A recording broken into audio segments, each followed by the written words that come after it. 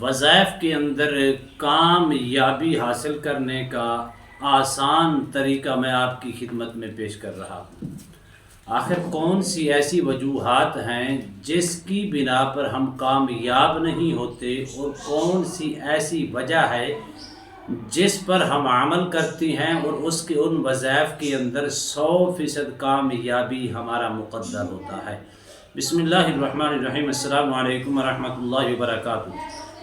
عملیات کی دنیا چینل میں آپ کو خوش آمدید کہتا ہوں۔ امید کرتا ہوں کہ تمام دوست اب آپ خیر و عافیت سے ہوں گے۔ دلی دعا ہے اللہ آپ کو راحت والی، امن والی، سلامتی والی، خوشی والی زندگی عطا فرمائے۔ اللہ آپ کی زندگی کے اندر بہاریں ہی بہاریں عطا فرمائے، آمین۔ ناظرین محترم، عمل کی جانب بڑھتی ہیں۔ چند ایک باتیں میں آپ کی خدمت میں پیش کروں گا۔ اس کے اوپر اگر آپ نے عمل کر لیا تو اللہ کے فضل و کرم سے ہر وظائف کے اندر کامیاب ہوں گے۔ ہر وظائف کامیابی آپ کا مقدر ہوگی۔ ہر وظائف کے اندر برکات حاصل کرنا آپ کا مقدر ہوگا۔ ہر وظائف کے اندر انشاءاللہ 100% کامیابی آپ کا مقدر ہوگی۔ سب سے پہلی چیز نوٹ کر لیں۔ سب سے پہلی چیز یہ ہے کہ جب بھی کوئی عمل کریں، وظائف کریں، تو محض اللہ کی رضا کے لیے کریں۔ جو کام اللہ کی رضا کے لیے کیا جاتا ہے اس کے اندر 1% نہیں 100% کامیابی ہوتی ہے، اور اس کے اندر 100% برکتیں شامل ہوتی ہیں۔ اس کے اندر، اس وظائف کے اندر 100% اللہ کی رحمتیں شامل ہوتی ہیں۔ جس وظائف کے اندر اللہ کی رضا اور خوشنودی حاصل ہوتی ہے اس وظائف کے اندر کبھی بھی آپ کو نقصان نہیں ہوگا، بلکہ 100% کامیابی آپ کا مقدر ہوگی۔ نمبر 1۔ نمبر 2 کیا ہے کہ جو طریقہ کار کوئی بھی آپ کو بتاتا ہے، کوئی بھی طریقہ کار آپ کو بتاتے ہیں، آپ کسی کا عمل کرتے ہیں، کسی سے وظائف لیتے ہیں، کوئی وظیفہ دیتے وقت آپ کو پوری ترتیب ویز عمل کی طرف بتاتا ہے اور اس کا طریقہ کار بتاتا ہے، آپ اس طریقہ کار پر عمل کریں۔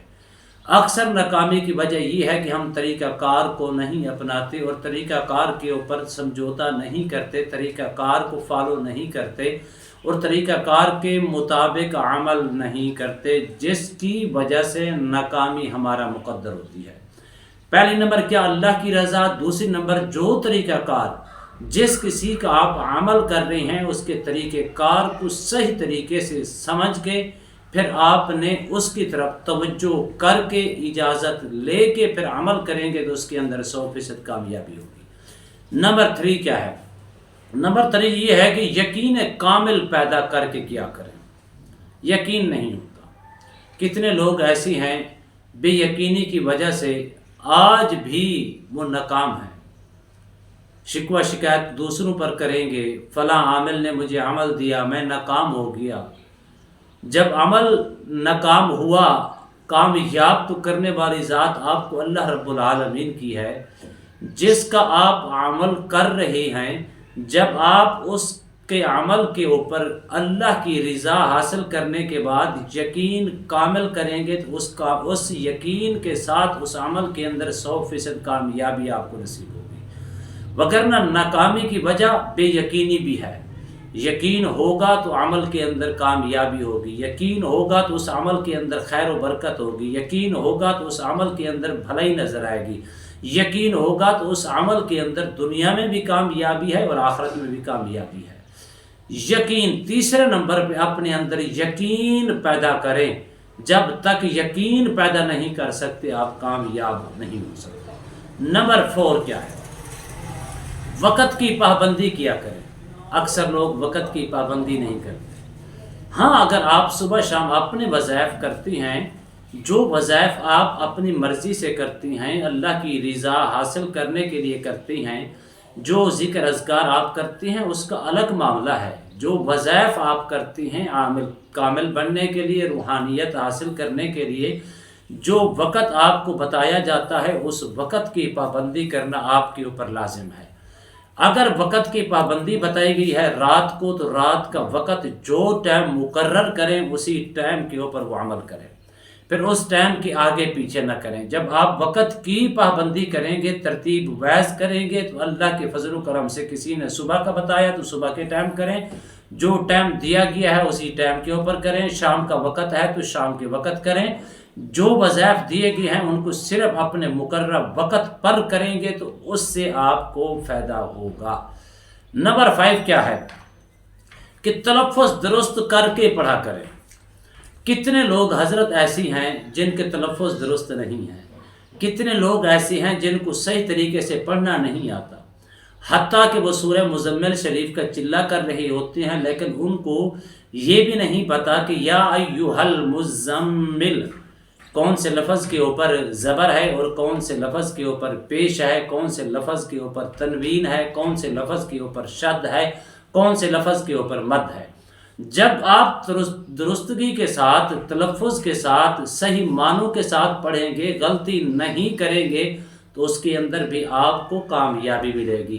کئی لوگ ہمیں بتاتی ہیں، خود بتاتی ہیں، وہ کیا پڑھ رہی ہوتی ہیں، لا الہ الا اللہ محمد الرسول اللہ، جبکہ لفظ ہے محمد الرسول اللہ، لام کے اوپر زبر پیش ہے، تو وہ کیا پڑھ رہے ہوتے ہیں، لام کے اوپر زیر پڑھ رہے ہوتے ہیں، لام کے نیچے زیر پڑھ رہی ہوتی ہیں۔ تلفظ درست کر کے کسی سے سیکھ کے پھر آپ عمل کریں گے تو اس کے اندر آپ کو 100% کامیابی ملے گی۔ تلفظ درستی کے ساتھ قرآن مجید فرقان حمید ایک ایسا اللہ کا کلام ہے، اس کی زبر، زیر، شد، مد، تنوین ہر چیز کو مد نظر رکھ کے پڑھنا چاہیے اور صحیح معنوں کے ساتھ پڑھنا چاہیے اور لفظ کی ادائیگی پوری ہونی چاہیے، تلفظ درست کر کے پڑھنے چاہیے، اس کے اندر برکات نصیب ہوتی ہیں۔ نمبر 6 کیا ہے کہ کم از کم جو عمل میں کر رہا ہوں، کوئی بھی عمل آپ کر رہی ہیں تو جائز مقاصد کے لیے کیا جائے۔ اگر نیت اچھی ہوگی، نیک جائز مقاصد ہوں گے تو اللہ کے فضل و کرم سے اس عمل کے اندر 100% کامیابی آپ کا مقدر ہوگی۔ اگر آپ کا ارادہ جائز مقصد نہیں ہے، آپ کا ارادہ ناجائز مقاصد ہیں، اگر فرض کیا پہلے تو آپ کو کامیابی نہیں ملے گی، اگر کامیاب ہو بھی جائے تو اس کے اندر سکون نہیں ملے گا، راحت نہیں ملے گی۔ تو یہ چیزیں میں جلدی کے ساتھ دہرا دیتا ہوں۔ سب سے پہلے عمل کرنا ہے اللہ کی رضا حاصل کرنے کے لیے، دوسرے نمبر پہ کرنا ہے جو طریقہ کار بتایا گیا ہے اس طریقے کے مطابق کرنا ہے، تیسرے نمبر پہ یہ ہے کہ یقین کامل رکھ کے کرنا ہے، چوتھے نمبر پر یہ ہے کہ وقت کی پابندی کے ساتھ کرنا ہے، پانچواں نمبر یہ ہے کہ لفظ کی درستگی کے ساتھ کرنا ہے، تلفظ درست ہونے چاہیے، چھٹے نمبر پر آخری بات یہ ہے کہ جائز مقصد کے لیے اچھی نیت کر کے، اچھا ارادہ کر کے جائز مقاصد کے لیے کریں گے تو اس کے اندر 100% کامیابی آپ کا مقدر ہوگی۔ امید کرتا ہوں یہ میری ویڈیو آپ کو پسند آئی ہوگی، اگر پسند آئی ہے زیادہ سے زیادہ لائک کریں، شیئر کریں، سبسکرائب کریں، بیل آئیکن کو پریس کریں، کمنٹس کے اندر سبحان اللہ، الحمدللہ، اللہ اکبر، ماشاءاللہ کی صدائیں بلند فرمائیں۔ ایک نئے موضوع کے ساتھ، ایک خوبصورت عمل کے ساتھ دوبارہ آپ کی خدمت میں حاضر ہوں گے، تب تک کے لیے اجازت دیجیے، اللہ حافظ، السلام علیکم ورحمۃ اللہ وبرکاتہ۔